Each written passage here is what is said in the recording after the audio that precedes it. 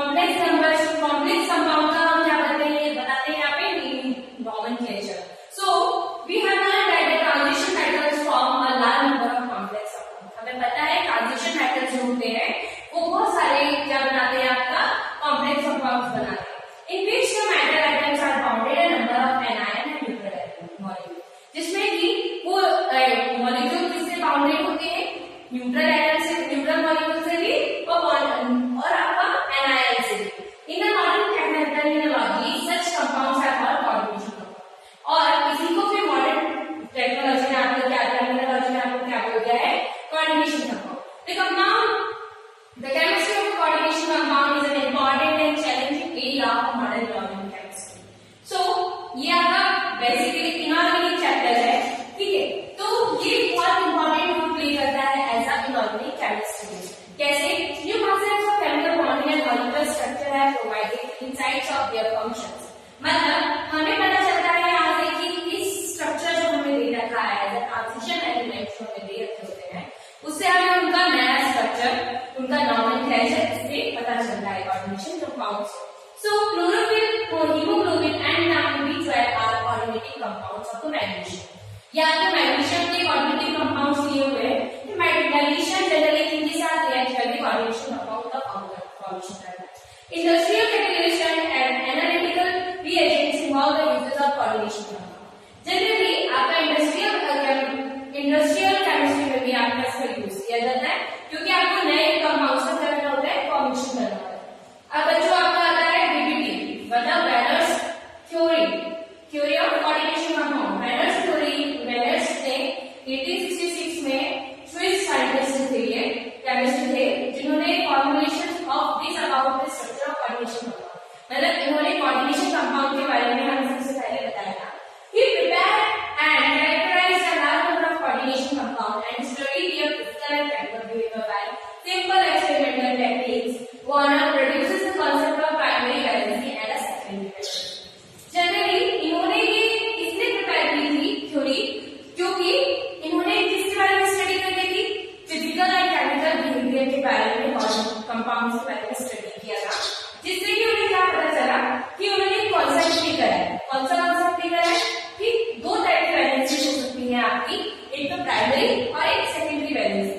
सो जैसे कि primary compound such as CrCl3 और CuCl2 एंड PdCl2, इसमें क्या है, ये प्राइमरी वैलेंसी होगी. प्राइमरी वैलेंसी कैसी होगी, तो प्राइमरी वैलेंसी कैसी होगी, आपको प्राइमरी वैलेंसी में यहाँ पे कितना बताया होता है, CrCl3 में आपकी 3 वैलेंसी होगी because of calcium chemistry anion and आपका CuCl2 में 2 वैलेंसी और PdCl2 में 2 वैलेंसी. आप नॉर्मली Cl के वैलेंसी के अकॉर्डिंग भी यहाँ पे बता सकते हो कि कितनी वैलेंसी होगी. यहाँ have primary valency. Now silicon compound of cobalt 3. Cobalt का अगर आपका रिप्रेजेंटेशन आपको पढ़ने को आएगा तो आप उसको कैसे लिखोगे, कोबाल्ट 3. अब ये कैसे लिखते हैं, यही तो हमें स्टडी करना है इस चैप्टर में. Now chloride and ammonium, it was found that the sum of the chloride's ions would be precipitated as AgCl. On adding, that sum of the chloride ions would be precipitated as AgCl. On adding, कुछ ions ऐसे होते हैं जिसमें क्या precipitation कैसा होता है, अगर उसमें क्लोराइड आयन हटा दोगे तो उसमें प्रेसिपिटेशन आ जाएगा. मतलब छोटे छोटे से यहाँ पे एक लेयर बन जाएगी या स्ट्रक्चर कुछ भी बन सकता है यहाँ पे. और वहीं पे आपने AgCl को एक्सेस अमाउंट में ऐड कर दिया सिल्वर नाइट्रेट को, तो क्या आप देख रहे हो कि जो रिमेनिंग सॉल्यूशन जो है वो क्या हो जाएगा, ठंडा हो जाएगा. नाउ ये आपके 1 मोल की वैल्यू बता रखी है कि अगर आप 1 मोल को इसमें मिलाते हो तो आपको कौन सा प्रेसिपिटेशन मिलेगा. This observation together with results of conductivity measurement is solution of and explain if 6 group in all ideal chloride ions or ammonium molecules both remain bonded to the cobalt ion during the reaction. मतलब ये कह रहे हैं कि अगर cobalt ion पूरा किससे bound हो जाए आपका, अगर बॉन्डेड हो जाए किसके साथ, आपका chloride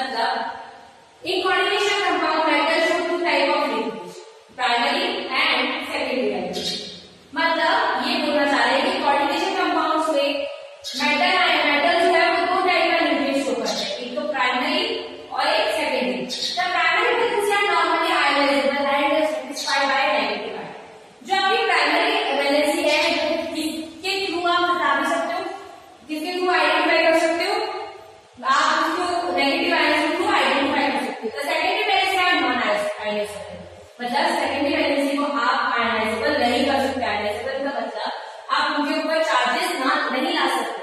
These are satisfied by neutral molecule और ये किससे satisfy होंगे? Neutral molecule से। The secondary valency is equal to the coordination number and is fixed for a metal। और ये जो secondary valency है किसके इक्वल हो जाएगी? आपका मेटल के equal. The ions or a group are bounded to the metal has a characteristic special arrangement corresponding to the different coordination number। मतलब ऐसे ही सेकेंडरी लिंकेज किसके साथ होगा? मेटल का उन कंपाउंड्स के साथ जिनकी क्या डिफरेंट कोऑर्डिनेशन नंबर्स होंगे। In modern formulations such special arrangement are called coordination polyhedra. ऐसे ही स्पेशल अरेंजमेंट को हम क्या बोलेंगे? आप इसमें coordination polyhedra. The species which within the square bracket are coordination entities और जो स्क्वायर ब्रैकेट्स में होंगे उनको क्या हम बोलेंगे? कोऑर्डिनेशन एंटाइटीज और कॉम्प्लेक्सेस। जो स्क्वायर ब्रैकेट में आपको जितनी भी टर्म दिखेगी उसको हम क्या बोलेंगे? आपका कॉम्प्लेक्स कंपाउंड। ठीक है। These species with the square bracket are coordination entities or complex. The ions outside the square bracket are called counters ion और जो उसके बाहर के एलिमेंट्स जो होंगे आपके मॉलिक्यूल्स जो होंगे उनको हम क्या बोलेंगे? आप counter ions. He further postulated that octahedral, tetrahedral and square layer geometry has a more common coordination compound of transition metal। तो ट्रांजिशन मेटल्स का हमने यहाँ पे देखा कि कोऑर्डिनेशन कंपाउंड जो है वो बहुत कहीं ना कहीं एक दूसरे से मिलता जुलता हुआ होगा। ठीक है ना।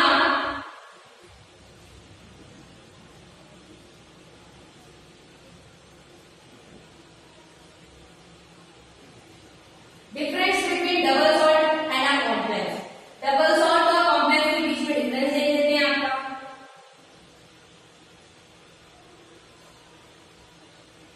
कुछ फॉर्मूले दिए हैं। जब आप KgCl का मोल्स प्रेसिपिटेट करवाते हो एक्सेस अमाउंट ऑफ KgNO3 के साथ, तो कैसे कैसे कंपाउंड बनते हो? कैसे कैसे वैलेंसी है? कौन सी वैलेंसी है? सेकेंडरी वैलेंसी में। अब डिफरेंस देख लेते हैं। Double salted as well as complexes are formed by the combination of two or more stable compounds with stoichiometric ratio. Stoichiometric ratio मतलब आपका दो कंपाउंड ऐसे मतलब उनको अगर हम कंबाइन करें तो एक न्यू टाइप का कंपाउंड आपका फॉर्म होगा जो कि स्टेबल हो, है ना? स्टेबल इन स्टोइचियोमेट्रिक रेशियो मतलब उनका जो रेशियो है proportion quantity as well as their ratios are equal. ठीक है। However they are defined the fact that double salts are such as carbonite, Mohr salt और पोटाशियम या PbCl dissociate into simple ion complete. जबकि हम जानते हैं कि double salt जो है वो इजीली क्या हो जाते हैं? डिसोसिएट हो जाते हैं, डिसॉल्व हो जाते हैं वाटर में। However, complex ions such as FeCl4 or FeCl6 K4FeCl4 do not dissociate in Fe2 plus and Cl2 minus। वही जो आपका कंपाउंड है उसमें जो कॉम्प्लेक्स है वो क्या डिसोसिएट किसमें डिसोसिएट होगा? Fe2 plus और Cl2 minus। क्यों नहीं होगा ऐसे? बिकॉज ये आपको वर्णन के बारे में बताया गया है।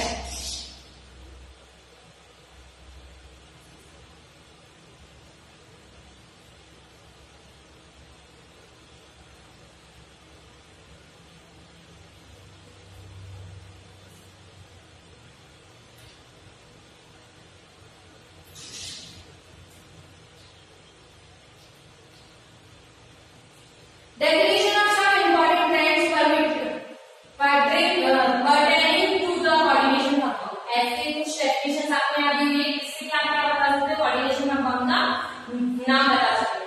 coordination entities का मतलब क्या हुआ आपका?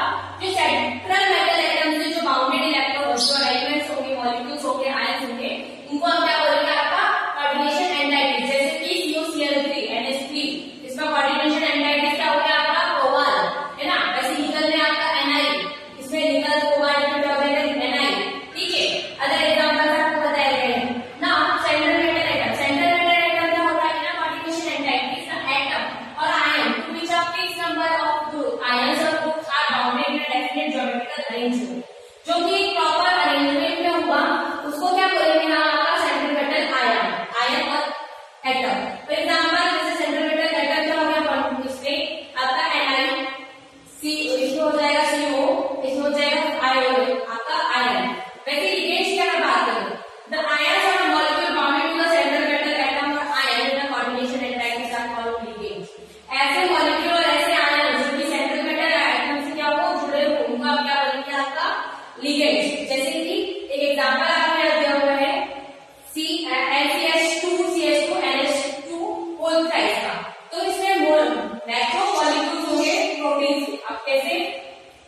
ये स्ट्रक्चर देखिए, यहां से आपको समझ में आ रहा है कि आपका मॉलिक्यूल जो है इसको आप कैसे डिसोसिएट कर सकते हो और इसका एलिमेंट का आप नाम कैसे बता सकते हो, ठीक है। अब कॉर्डियल इसमें एकदम दी हुई है पॉलीडेंटेट, बायडेंटेट, डेंटिसिटेट और ये एबिडेंटेट लिगेंड्स, चिलेट लिगेंड्स भी बना। तो डेंटेट पहले तो यूनिडेंटेट क्या होता है, when a ligand is bounded with a metal through a single donor, ऐसा लिगेंड जो कि मेटल से किससे बाउंड हो, सिंगल एटम से बाउंड हो, तो उसको हम बोलेंगे यूनिडेंटेट। आपका डायडेंटेट में 2 डोनर एटम होना चाहिए, पॉलीडेंटेट में आपको होना चाहिए 3 या उससे ज्यादा, सिंगल एटम से ज्यादा होना चाहिए। वहीं पे चिलेट क्या होता है, व्हेन अ डाई और polydentate ligand uses it's 2 or more donor atoms to bind a single metal ion, it is said to be chelate.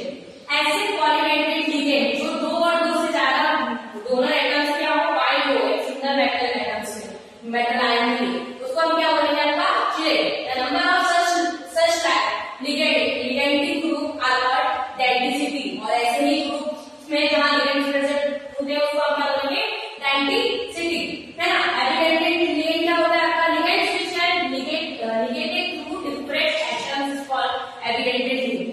ऐसे लिगेंड जिसमें डिफरेंट टाइप के ऑफ एटम्स